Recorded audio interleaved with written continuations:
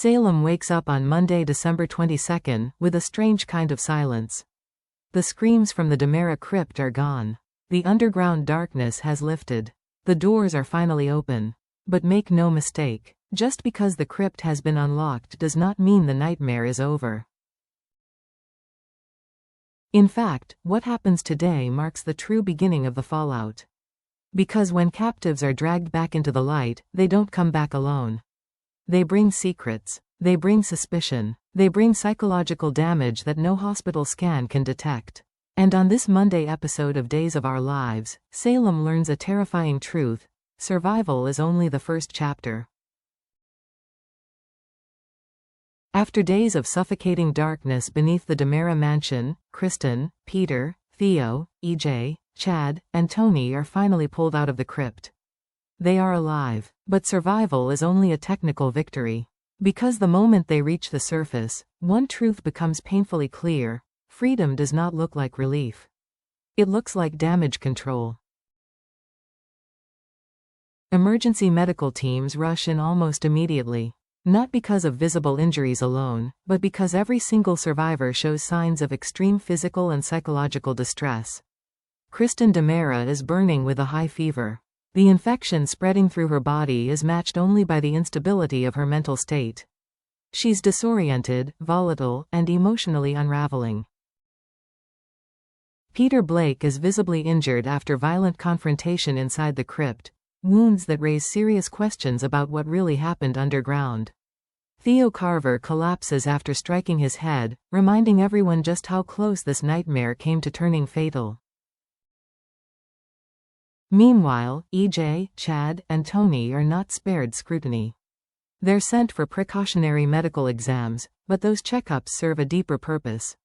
Doctors can monitor heart rates. They can scan for concussions. But they can't measure paranoia. And that's where the real danger lies. Because once the adrenaline wears off, once the shock fades, the questions begin to surface. Who orchestrated this ordeal? Who knew more than they admitted? And who might still be hiding the truth, even while lying in a hospital bed? Salem doesn't just want explanations. Salem wants accountability. Monday delivers the most volatile and emotionally charged confrontation of the episode: Kristen DiMera versus Peter Blake.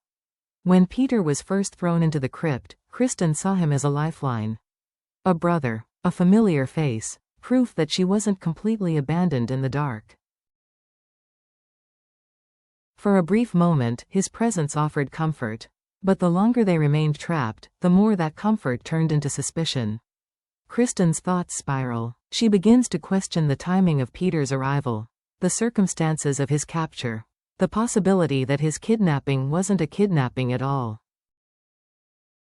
Instead, Kristen becomes convinced of something far more disturbing: that Peter staged his own abduction. That he manipulated the chaos. That he may even be connected to the larger DiMera nightmare unfolding around them. Now layer that suspicion on top of everything else Kristen is experiencing: a dangerously high fever, severe emotional exhaustion, and overwhelming fear for Rachel's safety. The result is explosive. Kristen loses control. Spoilers confirm that in a moment of emotional collapse, Kristen physically attacks Peter, leaving him injured. And later, when reality sets in, when the damage is undeniable, Kristen is forced to confront her actions from a hospital bed. But the core issue goes far deeper than guilt or apology. This storyline isn't asking whether Kristen can say she's sorry. It's asking a far more brutal question: can a sibling bond survive when it's shattered under trauma, paranoia, and betrayal? Because once trust breaks in a situation this extreme, sometimes it never fully returns. Although the captives are finally rescued, Rafe Hernandez understands something the rest of Salem is only beginning to grasp: this nightmare isn't finished. Not even close. For Rafe, the rescue isn't an ending, it's the point where the investigation truly begins. Working alongside Kat Green, Rafe starts pulling the situation apart piece by piece. They re-examine timelines. They question how access to the crypt was gained. They analyze who benefited from the fear, the isolation, and the psychological warfare. Because nothing about this operation feels spontaneous. This wasn't rage-driven. This wasn't impulsive. This was strategic. Whoever orchestrated it understood DiMera history. They knew where emotional pressure would crack people open. They weren't after ransom or leverage. They were after damage, psychological damage, long-term consequences. Emotional fractures that won't heal easily. And as Monday unfolds, a chilling possibility begins to circulate through Salem. What if the truth isn't hidden outside the crypt? What if it's being carried by someone who was trapped inside it? After being discharged from the hospital, Chad DiMera's priorities are stripped down to their core. He isn't thinking about the DiMera empire. He isn't thinking about corporate battles or family power struggles. Those things feel meaningless now. There is only one place Chad needs to be: home. When Chad walks through the door and sees Thomas and Charlotte, Monday delivers one of the most emotionally restrained, yet devastating, moments of the episode. There are no speeches, no dramatic music cues, just a long, silent embrace. In that moment, everything hits at once. The fear, the guilt, the terrifying realization that his children came dangerously close to losing their father. Chad promises he will never disappear like that again, a promise born not from confidence, but from terror. Because beneath the comfort of that hug lies an unspoken truth: he almost didn't come back.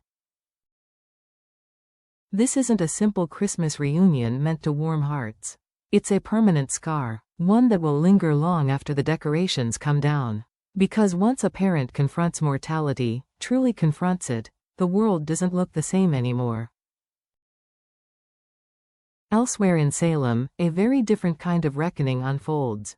Tate Black finds himself facing Holly Jonas with no room left to hide. The truth comes out in pieces. First confession. Tate is on academic probation. The consequences are serious. His future suddenly feels uncertain. Second confession. The Paris trip they'd been planning, the one meant to symbolize freedom and possibility, is officially cancelled. But this moment isn't just about grades or travel plans. It's about priorities. Tate makes a deliberate choice. He stays in Salem. He goes to Bayview. He commits to spending the holidays with Rachel.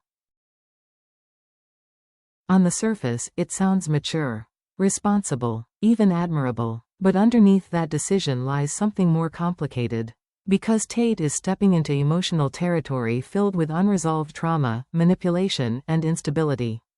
And whether he realizes it or not, this choice sets off a chain reaction he is completely unprepared for. Monday's episode quietly raises one of the most unsettling red flags of the day. Despite everything she's been through, Rachel hasn't learned from her past mistakes. And worse, Sophia Choi is still the one guiding her decisions. Rachel begins fantasizing about escape again. Not because she's trapped, but because danger has started to feel familiar. Another adventure. Another reckless plan. Another attempt to outrun consequences instead of facing them. Together, Rachel and Sophia remain one of Salem's most volatile combinations. They feed off each other's impulses. They validate each other's worst instincts.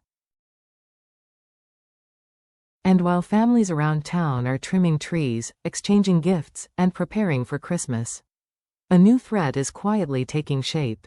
Because in Days of Our Lives, the most dangerous storylines never announce themselves. They creep in while everyone else is distracted. The emotional core of Monday's episode settles heavily on Chanel Dupree DiMera. This isn't a loud storyline. It's a quiet one, and that's what makes it so dangerous. Chanel knows she's pregnant. This pregnancy isn't simple. It's high risk. Complicated by a medical condition that turns joy into fear almost instantly. Every instinct tells her this is something Johnny needs to know. But fear wins, because Johnny doesn't just represent a partner. He represents the family they just fought to build, the adoption that finally brought stability, the fragile sense of normalcy Chanel has been holding onto, and one truth threatens to shatter all of it. Chanel chooses silence, not out of selfishness, but out of terror. Terror that telling Johnny could unravel their new family, force impossible medical decisions and reopen emotional wounds that haven't fully healed. She tells herself she just needs time. One more day. One more moment of peace. But in Salem, time is never neutral. And secrets don't fade quietly. They wait. And when they surface, they don't just change lives. They detonate them. Monday, December 22nd is not a climax. It's a reset point. The crypt storyline may be ending, but its consequences are only beginning to take shape. Families come back together, but fear settles in where relief should be. Truths are delayed, but the pressure behind them continues to build. This episode doesn't rely on explosions or spectacle. Instead, it loads the gun, because the week ahead will demand choices no one is ready to make. Truth or silence, healing or control, survival, or something far more dangerous. And as Salem leans into the Christmas season, one thing becomes painfully clear: peace will be the first casualty. What begins on this quiet Monday will echo through every storyline in the days ahead. And when those echoes finally collide, Salem will never be the same.